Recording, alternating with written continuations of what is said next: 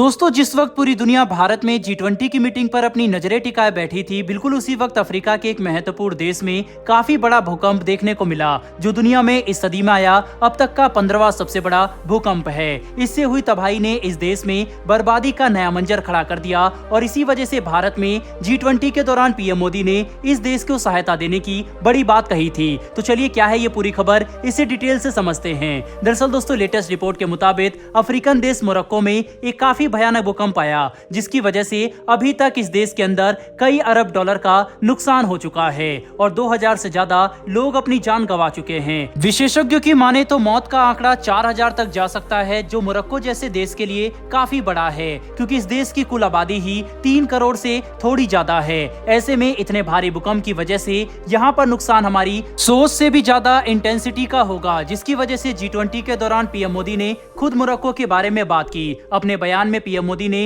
इस भूकंप में मारे गए सभी लोगों को श्रद्धांजलि देते हुए जितने भी लोग घायल हुए हैं उनके जल्दी ठीक होने की कामना की और मोरक्को को इस बात का आश्वासन दिया कि भारत समेत वैश्विक समुदाय उनकी हर मदद के लिए आगे खड़ा रहेगा, जो काफी अच्छी बात है, क्योंकि मोरक्को को पिछले दशकों में भूकंप का सामना नहीं करना पड़ा। इसीलिए अचानक से आए इस भूकंप ने सोच से भी ज्यादा नुकसान किया है। बता दें कि कई इमेज ऐसी सामने आ रही है जिसमें मोरक्को के लोगों को सड़कों पर सोता हुआ देखा जा सकता है। साथ ही इलाज के लिए हॉस्पिटल की कमी होने की वजह से ओपन हॉस्पिटल भी सेटअप किए गए हैं, जो इस देश में खराब स्थिति को साफ तौर पर दर्शाता है। इसी वजह से भारत मोरक्को की मदद के लिए आगे आना चाहता है। हालांकि अभी तक इस देश की तरफ से कोई इमरजेंसी SOS मतलब मदद की गुहार नहीं लगाई गई है।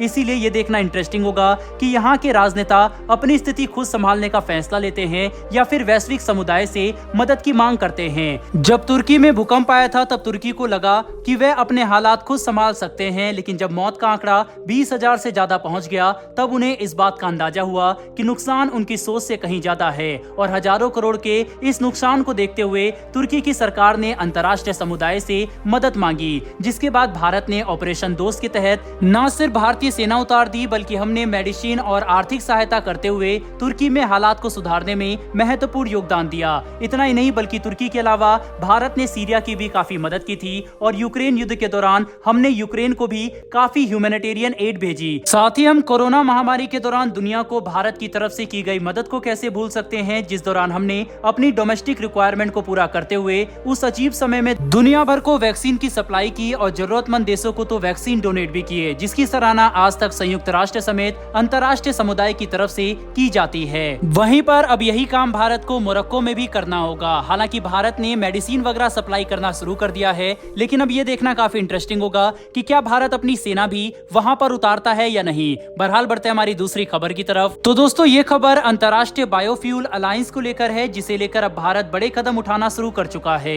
बता दें कि शनिवार को G20 की अध्यक्षता करते हुए भारत ने बायोफ्यूल अलायंस की नींव रखी, जो आज दुनिया भर के लिए काफी नए अवसर लेकर सामने आ चुका है। एक रिपोर्ट की माने तो अगर इसमें सही तरह से निवेश किया गया तो आने वाले कुछ दशकों में G20 देशों के सामने 500 अरब डॉलर तक के अवसर खड़े हो सकते हैं। बता दें कि बायोफ्यूल का इस्तेमाल करते हुए हम ट्रेडिशनल फ्यूल सोर्सेज को रिप्लेस कर सकते हैं, जिसे विकसित करने के लिए दूसरे रिन्यूएबल एनर्जी के मुकाबले कम इन्वेस्टमेंट की जरूरत होती है।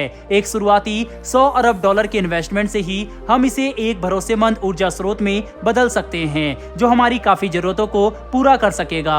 ऐसे में जब भारत 2070 तक कार्बन न्यूट्रल बनने के लिए आगे बढ़ रहा है, तो बायोफ्यूल अलायंस भारत के लिए काफी महत्वपूर्ण साबित होगा। बता दें कि इसकी अध्यक्षता अमेरिका और ब्राजील के साथ मिलकर भारत खुद कर रहा है। बायोफ्यूल में बायोगैस समेत कई दूसरे ऐसे ऊर्जा स्रोत आते हैं जो रिन्यूएबल एनर्जी के क्षेत्र में सबसे ज्यादा क्लीन और मजबूत माने जा रहे हैं। इनके इस्तेमाल से हम अपनी ऊर्जा जरूरत को कोयले से बदलकर बायोफ्यूल की तरफ ले जा सकते हैं, जिसके लिए आने वाले समय में हमें काफी इन्वेस्टमेंट की जरूरत होगी और इसी इन्वेस्टमेंट को हासिल करने के लिए भारत बायोफ्यूल अलायंस की शुरुआत कर चुका है।